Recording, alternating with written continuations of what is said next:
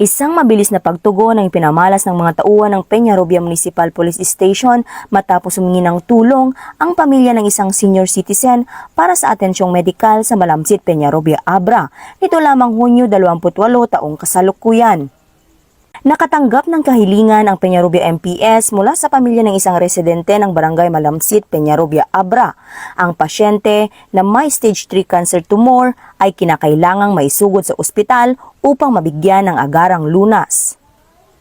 Agad namang tumugon sina PCMS Edgar Bersamin, PSSG Jason Gonzales, Pat John Israel Cabebe at Pat Marvin Clark Tilay. Pagdating sa tahanan ng pasyente, mabilis nilang inasikaso ang ligtas na paglilipat nito at nakipag-ugnayan sa pamilya upang matiyak ang maayos na transportasyon. Matagumpay na naihatid ang pasyente sa Abra Provincial Hospital sa Barangay Calaba, Bangged, kung saan agad itong nabigyan ng kinakailangang medikal na atensyon. Muling pinatunayan ng Peñarobia Municipal Police Station na ang serbisyo ng kapulisan ay hindi lamang nakatuon sa pagpapanatili ng kapayapaan at kaayusan, kundi pati na rin sa mabilis na pagtugon sa mga mamamayang nangangailangan ng tulong.